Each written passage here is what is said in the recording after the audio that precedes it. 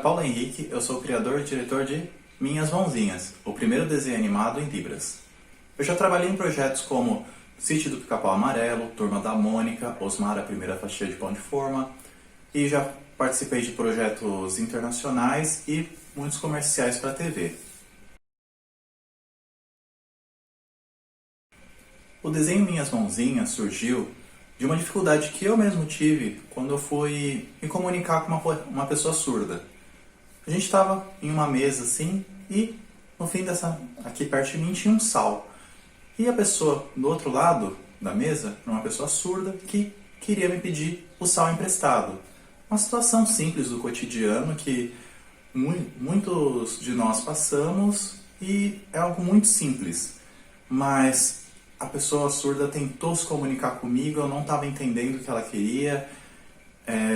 E aí eu fiquei em choque. Eu pensei, poxa vida, tem uma pessoa brasileira ali do outro lado da mesa comigo e eu não consigo me comunicar com ela. Nisso eu acabei pensando na dificuldade de comunicação deles e de nós ouvintes também com os surdos e também como a nossa educação no Brasil é falha por não ensinar Libras nas escolas. E isso ficou na minha cabeça, eu fiquei pensando que alguma coisa deveria ser feita. E por trabalhar com crianças, eu pensei, posso fazer alguma coisa com isso, né? Para ajudar o público a aprender um pouquinho. Então foi aí que eu comecei a pensar e desenvolver, onde surgiu a ideia, né, de fazer um desenho em Libras.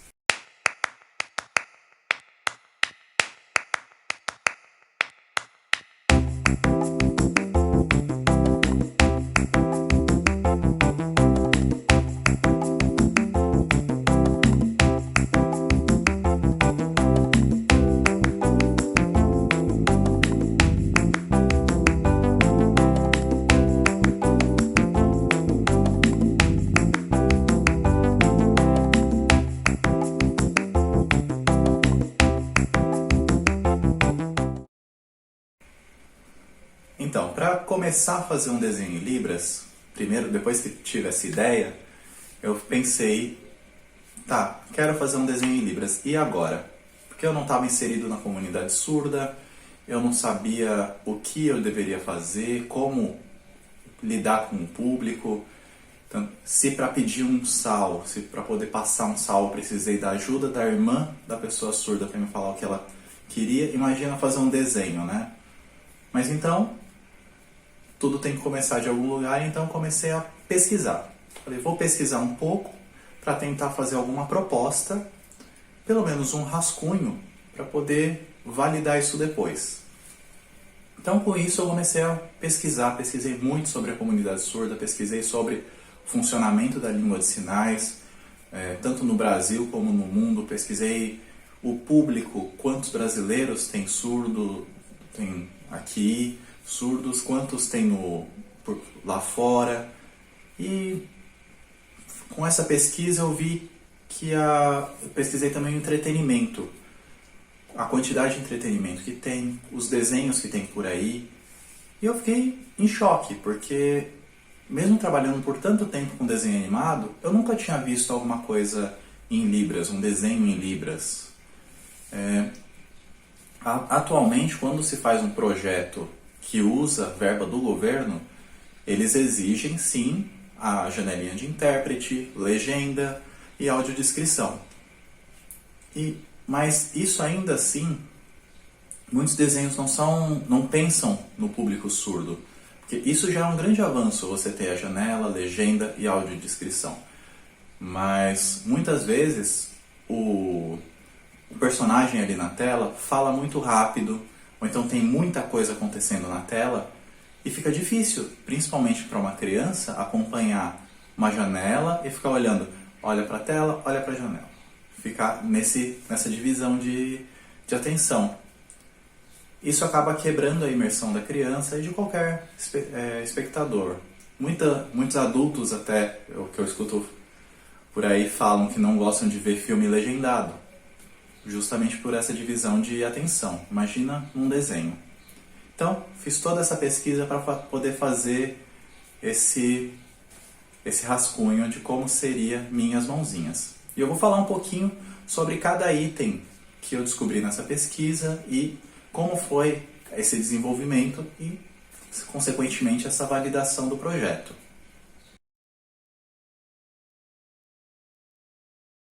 O primeiro passo, como falei anteriormente, é justamente uma pesquisa que você faz. Para todo desenho que você vai criar passa por uma pesquisa. Então você pesquisa o que já foi feito, o entretenimento sobre aquilo, para ver o que é bom, o que você quer mudar, ter alguma referência.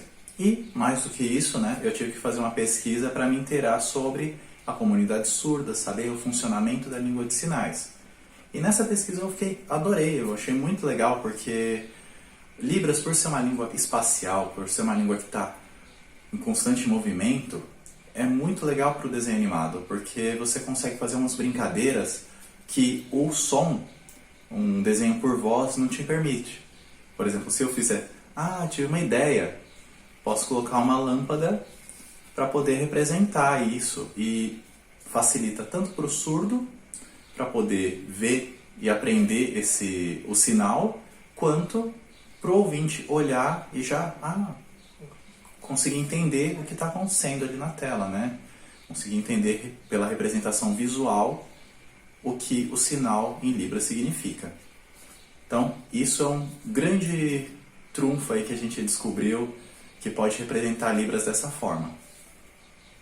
Outro passo que a gente descobriu, que eu descobri com essa pesquisa, foi que a Libras não tinha o entretenimento estava escasso, não tinha muita coisa por aí. Então, eu pensei, tem pouca... Eu achei estranho, falei, eu não devo estar pesquisando direito, mas deve ter coisa aí. Atualmente existem alguns entretenimentos que têm a representação do surdo, mas algo pensado para o surdo é bem raro. Então, eu falei, aí que me incentivou ainda mais a fazer essa pesquisa, a continuar essa pesquisa e continuar a criação do desenho. E depois de fazer essa pesquisa sobre o funcionamento da Libras e tudo isso, eu precisei descobrir qual é o objetivo do desenho. Primeiro, todo entretenimento, todo desenho quer passar uma mensagem, quer passar alguma coisa. E a gente tive que descobrir qual é o objetivo do desenho. Ele seria um desenho que é metade em Libras, metade falado. A minha, ela ia só fazer os sinais, ou então ia ter um intérprete ali do lado dela. Se ia ser só um desenho falado e a Libras ia se dar ali por janela, ou então se ia ser 100% em Libras. E eu pensei, a melhor forma de se ensinar uma língua, seja inglês, espanhol, pela imersão. Então, você não traduz, então a melhor forma é você ver a língua e estar ali convivendo com essa língua. E Libras não podia ser diferente. Então, um desenho 100% em Libras foi o objetivo que eu coloquei com o desenho.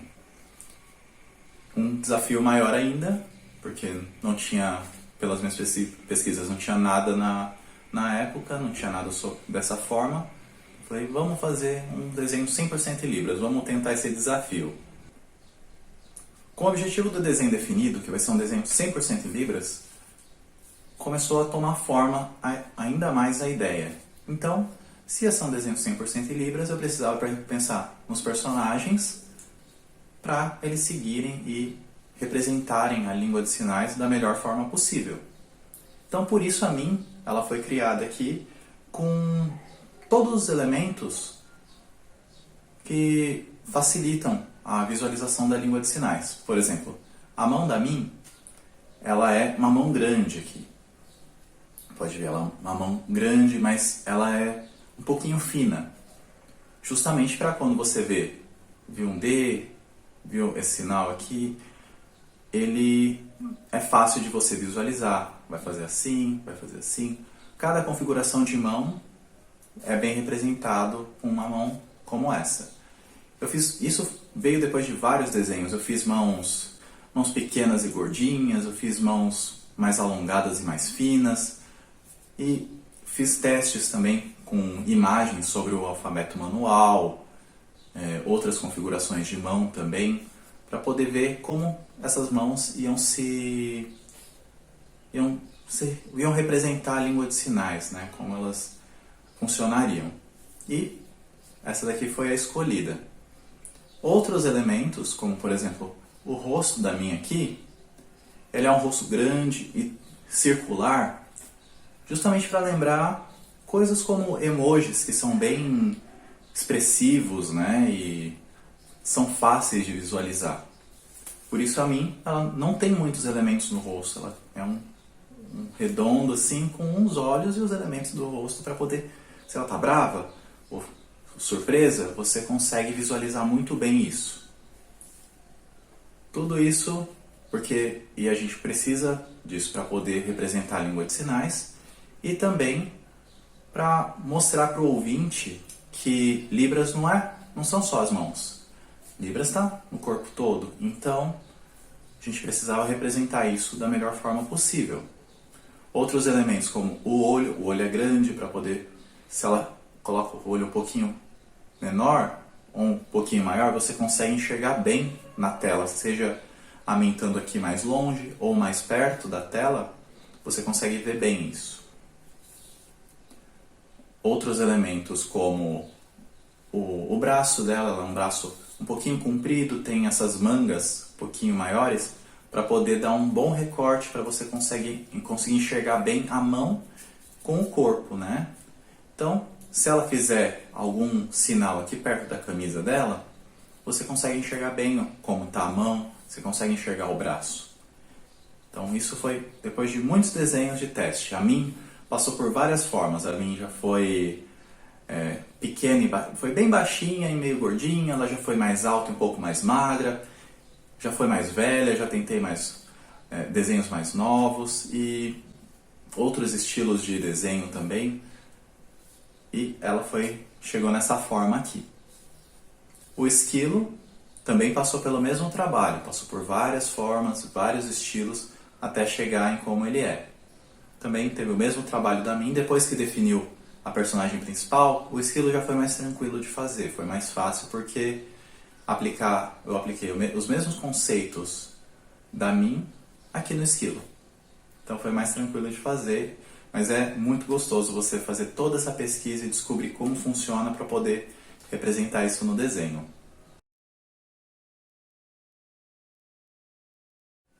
Todo desenho animado passa por etapas. Você tem a etapa aqui primeiro, é a criação dos personagens, a criação do mundo todo, de que vai acontecer a história, como são os personagens. Depois disso, com todo o mundo definido, você cria o roteiro. O que vai acontecer na história, uma história corrida para saber o que vai acontecer ali, todos os elementos, né, daquele episódio. O terceiro, você faz um storyboard. O storyboard, ele é como um gibi. São várias imagens representando o que está acontecendo no roteiro. Então, se no roteiro está escrito a Min vai dar uma corrida, no storyboard aparece ela com as perninhas correndo. Uma representação visual do roteiro. Depois disso, você tem o animatic, que é quando você pega o roteiro, o storyboard que foi representando o roteiro, e você junta com o som. E nisso você consegue enxergar, já assistir uma prévia de como vai ficar o filme. Com isso você vê o que está funcionando, o que não está funcionando, as cenas que tem que voltar e ser corrigidas. E depois do animatic é quando a gente passa para animação, que é quando o personagem ganha mesmo a vida dele, ele é movimentado, ele corre, ele pula, ele faz tudo o que ele tem para fazer no episódio. E em seguida disso a gente passa para pós-produção, que é quando você junta toda a animação com voz, coloca efeito especial e fecha o arquivo para poder passar na TV. Com a Min não foi diferente.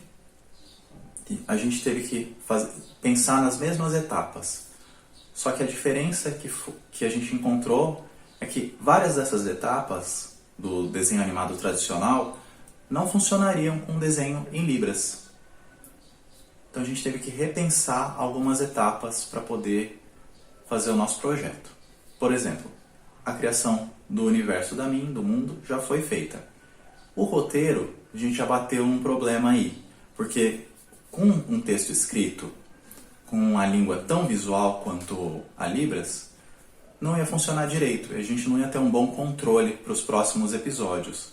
Até por ser um desenho educativo, a gente precisava ter esse controle de quando o sinal está sendo feito, quando ele vai ser repetido, ter uma boa visualização disso.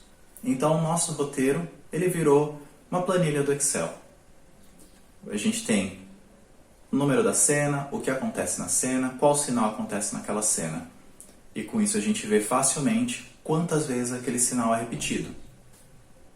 Já foi um trabalho de criação, de modificação, né, do processo tradicional. Depois disso, passa para o storyboard. Essa etapa se manteve, o animatic a gente também manteve. E o animatic ele se manteve para a gente poder visualizar, mas a questão do som já foi um problema, porque como não tem fala, e Libras ela é muito visual, então a gente precisa do tempo desse sinal, porque se eu fizer um oi rápido, a criança não vai ver, na tela não vai dar leitura. Então, e dependendo da quantidade de elementos na cena, eu preciso fazer com mais calma. Então isso já não funcionou muito bem. Essa etapa, o som teve que ser deixado lá para o final, para a última coisa, porque a trilha sonora, ela também ia seguir o funcionamento do desenho. Se tem uma batida, aparece toque, tum, toque, tum. Alguma coisa assim, a gente usou onomatopeias para representar também o som para o surdo, porque o nosso objetivo é que todo desenho ele seja acessível. Então, não tem um elemento que é só para o ouvinte, um elemento que é só para o surdo. Se a gente vai fazer uma música, essa música tem que ser representada visualmente para o surdo também entender o que está acontecendo ali.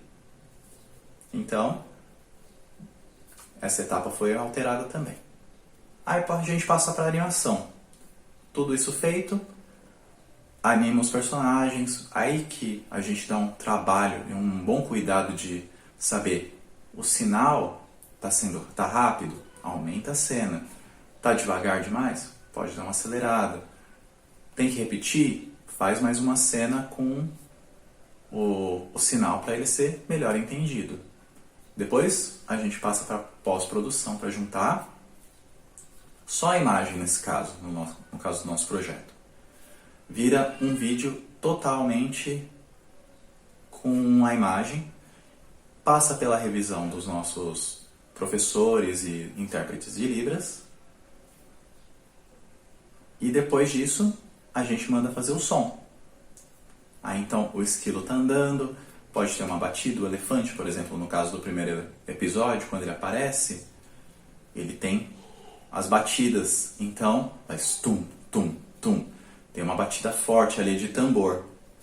Então todo o desenho foi pensado para levar Libras e representar a comunidade surda.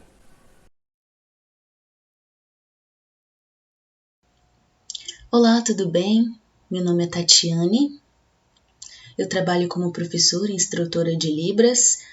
Entrei aqui no projeto Minha e as Mãozinhas, que vocês viram aí o Paulo apresentando, né, o projeto.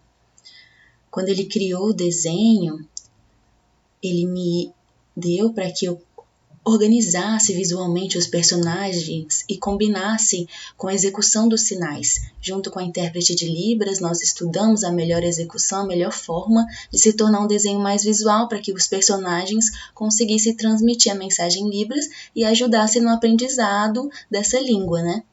Eu gostaria também que vocês seguissem lá o nosso Instagram, curtissem a nossa página no YouTube também. E muito obrigado, um abraço.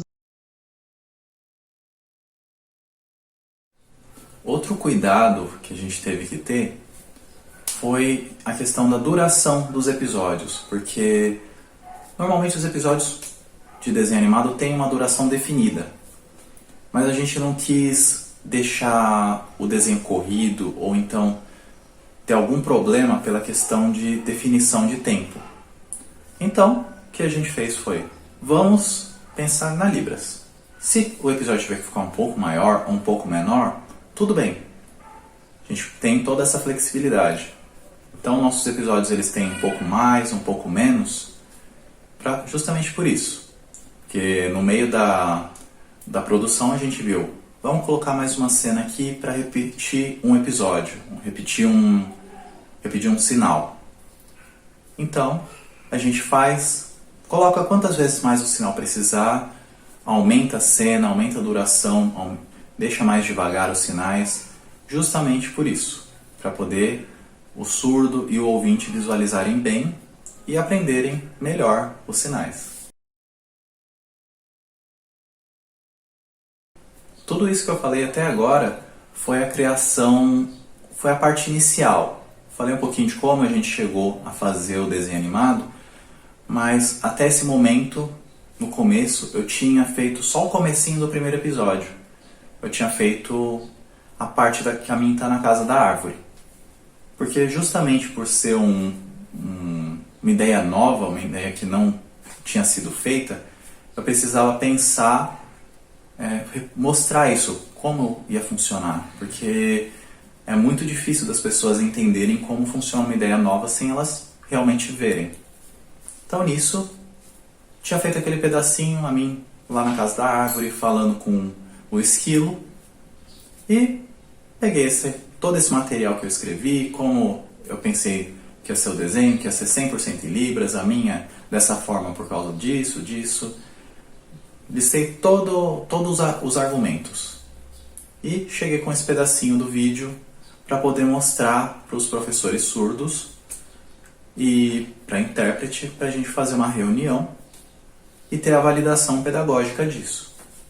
Então, a gente sentou em uma mesa, estava a Tatiane, a Fabielle, o Gustavo e a Cristiane, são ótimos professores de Libras aí, a Fabielle ela é intérprete de Libras. Então, a gente estava na mesa para poder conversar sobre o desenho, conversar sobre as ideias, entender o que precisa mudar da proposta ou do desenho, porque como eu não estava inserido nesse mundo, na comunidade surda, né? Então eu me arrisquei, eu falei, eu vou criar uma proposta, mas pode ser que esteja tudo errado. E tudo bem. É aí que é nesse momento onde você valida as ideias, e se tiver que mudar, muda tudo. Então, chegamos na reunião, eu expliquei, vai ser um desenho totalmente em Libras, essa é a personagem por causa disso. E a gente vou mostrar aqui o comecinho do primeiro episódio, só pra ver o que vocês acham, se a ideia tá boa. No começo eles não entenderam muito bem, eles falaram, antes de passar o desenho, eles falaram, nossa, mas vai ter janelinha de intérprete pra gente poder acompanhar? Eu falei, não, é sem janela de intérprete. Aí vai ter legenda então? Eles perguntaram. Eu falei, não, também não tem legenda. Aí eles ficaram, então como a gente vai entender? Eu falei, é 100% em Libras, vocês vão ver. Aí começou o episódio, o sol subiu, fez, bom dia. Aí sim que eles entenderam, eles falaram, nossa, o olho deles brilhou assim, eles gostaram muito da ideia. Eles falaram, nossa, adorei, não, olha, um cutucou o outro assim, é Libras, que legal, nossa. E foi muito legal de ver isso, porque a reação deles, felizes com o desenho que representava eles.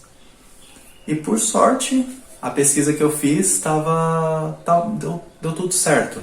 A pesquisa foi concluída com certo êxito. Algumas coisas, lógico, por eu não estar inserido na comunidade surda, tiveram que ser alteradas. Alguns sinais que eu coloquei não estavam 100% corretos. Mas isso foi justamente por isso que eu levei na reunião para poder entender com eles.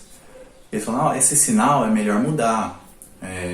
E aí a Tati, por exemplo, ela falou, a campainha do surdo, ela é uma luz que pisca, seria legal ter na casa da minha. Então o esquilo chega, aperta a campainha e a luz pisca.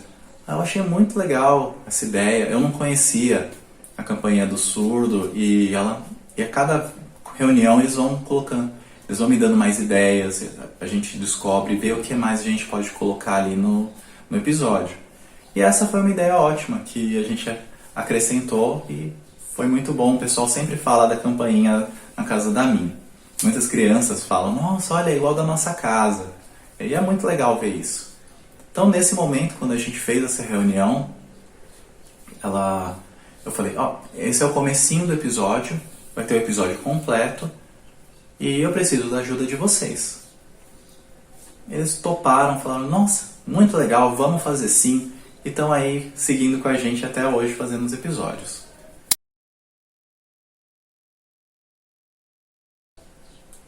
Com o episódio tomando o caminho, assim, sendo feito, a gente passou por uma revisão do que já estava feito e fez o episódio completo. Sempre a gente faz isso, faz uma pesquisa dos sinais, faz o episódio, depois pega o episódio completo, manda de volta para os professores, para eles verem qual sinal está certo, se está dando leitura. Às vezes, um sinal que a gente faz não fica muito bom na animação. Então a gente tem que voltar com essa cena para refazer, para dar mais leitura. E com isso, a gente chega no episódio final, passa por essa revisão, a gente anima de novo o que precisa ser animado, fecha o episódio e manda para o pessoal assistir.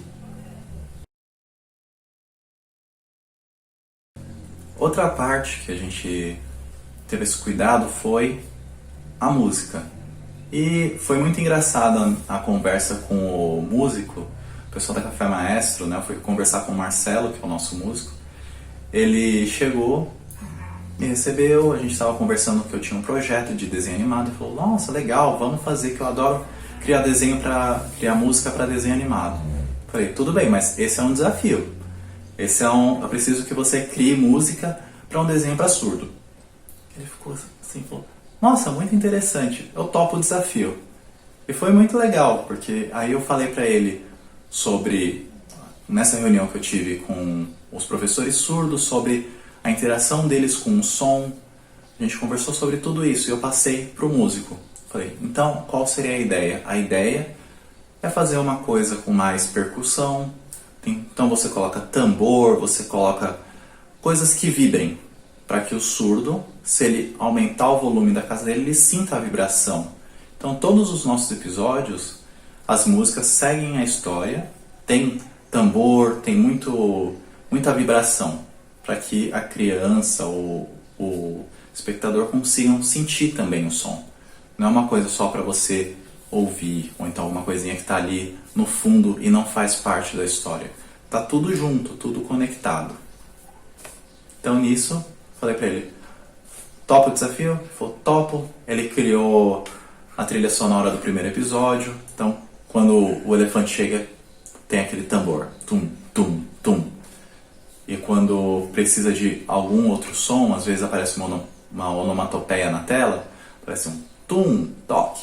Aí ele faz também ali o som para poder representar isso.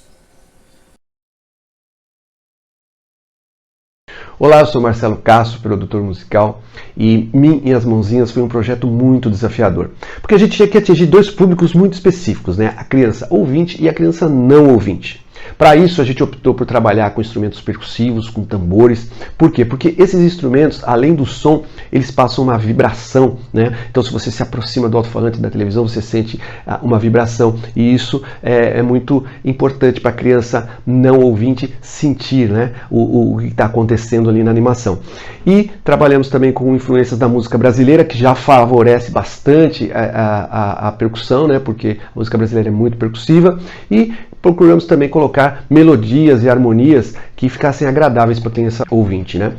E eu acho que o projeto foi muito bem sucedido, porque a gente conseguiu fazer um conteúdo que atinge esses dois públicos e permite que eles compartilhem dessa animação tão bonita e tão educativa.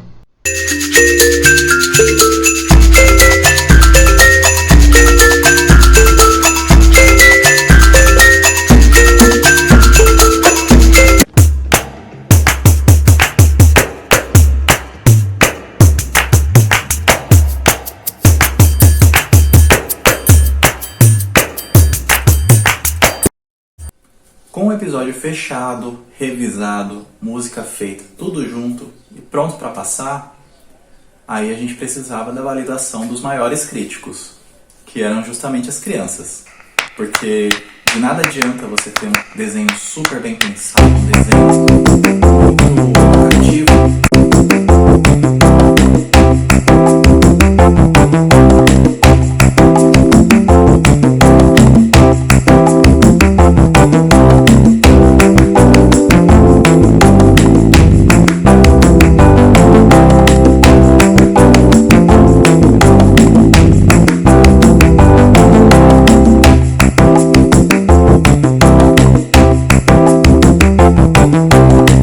Mesmo as crianças, tanto surdas quanto ouvintes, conseguiram assistir o desenho, se divertiram, deram risada, começaram a repetir os sinais.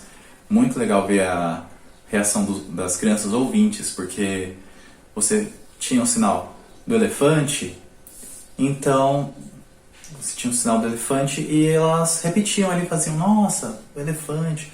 Ou então faziam o sinal do gato e, nossa, que interessante. E todas elas repetindo. É muito legal de ver a reação. E uma reação que me marcou muito foi a reação de uma criança surda que estava assistindo o desenho.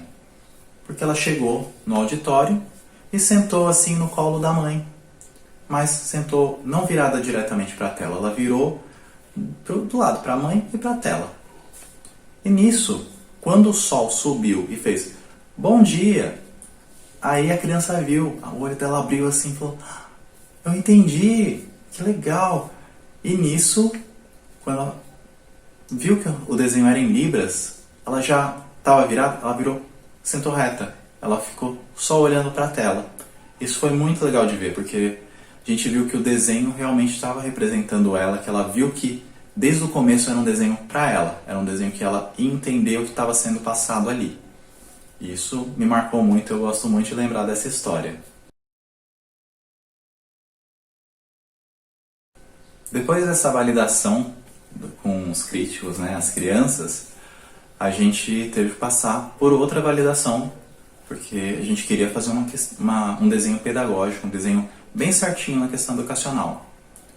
Então, a gente foi para um congresso internacional de educação e neurociência para poder apresentar o desenho para os professores. Aí, realmente, todo mundo da área da educação e área do aprendizado para poder ver o desenho e eles falarem se está certo, se alguma coisa podia melhorar. A gente sabia que a questão pedagógica estava certa, divertir as crianças e os sinais estavam certos também. Mas é sempre bom procurar um feedback, né? Procurar uma resposta das pessoas para saber o que pode melhorar no projeto. Então, a gente foi para esse congresso, passou o desenho, todo mundo adorou, quis saber mais sobre o projeto, quando que ia passar, como ia funcionar. Foi um super sucesso e a gente gostou muito dessa experiência. Depois, o outro desafio a ser superado foi justamente o desafio de todos os projetos que estão por aí, que é a questão do patrocínio.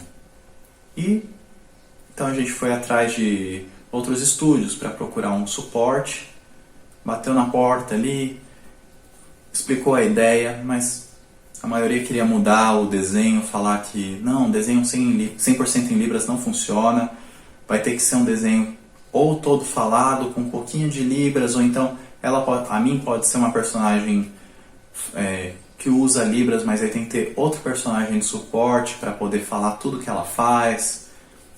E a gente negou isso, porque a gente quer mostrar o surdo como uma pessoa independente, uma pessoa que ela consegue se virar, ela consegue fazer as coisas. Não uma pessoa dependente de um intérprete, ou então alguém que precisa da língua portuguesa para ser entendida. Não, nós ouvintes temos que dar um jeito de entender a pessoa surda também. E nisso teve muita dificuldade na comunicação, não quiseram ajudar o projeto justamente porque não acreditavam nele. Então, falei, vamos seguir por conta mesmo. Então, fomos atrás de patrocinadores para poder apoiar esse projeto.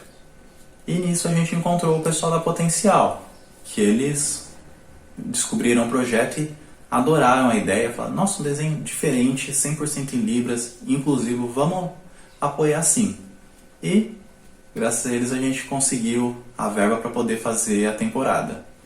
A gente está trabalhando aí, fazendo junto com eles, eles deram carta branca para a gente fazer o que a gente quisesse no projeto. Eles viram que a gente está realmente querendo fazer uma coisa educativa e correta. Eu sou Flávio Negrão, sou responsável pelo marketing e pela comunicação corporativa do Grupo Potencial, um grupo que há 27 anos distribui, produz, transporta, exporta e importa energia. Com 600 colaboradores, nós somos reconhecidos como uma das maiores distribuidoras de combustível do Brasil e hoje somos a maior unidade produtora de biodiesel das Américas. E hoje eu estou aqui para falar sobre o projeto Minhas Mãozinhas. Um projeto que o grupo conheceu no ano de 2020, que faz a diferença na nossa sociedade, que incentiva um público, né, surdo desde a infância, né, o primeiro desenho animado voltado para esse público, onde Libras, né, a comunicação, a língua fica em evidência de uma forma lúdica para que as crianças de alguma forma, né, sejam inclusivas em todas as suas ações. E quando a gente conheceu esse projeto, não tinha como o Grupo Potencial ficar de fora. E hoje a gente já vislumbra outros projetos.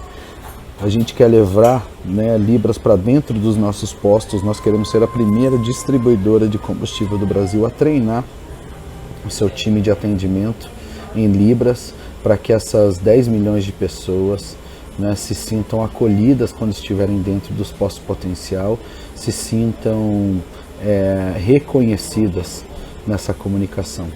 Tá bom? Nós do Grupo Potencial só temos a agradecer, e toda oportunidade que a gente tiver de incentivar projetos como esse, o Grupo Potencial vai estar. Muito obrigado.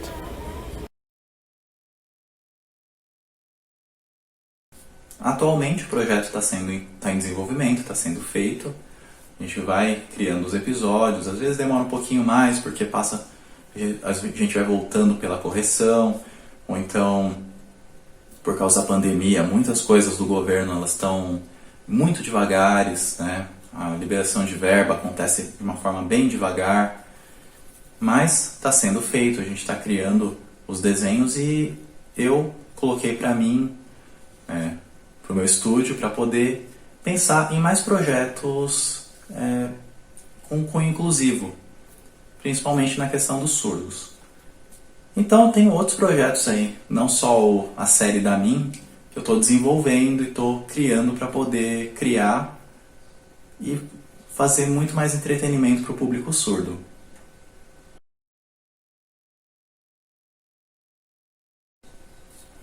Obrigado a todos vocês por terem assistido, por terem participado e por acompanharem os nossos projetos e acompanhar o desenho Minhas Mãozinhas.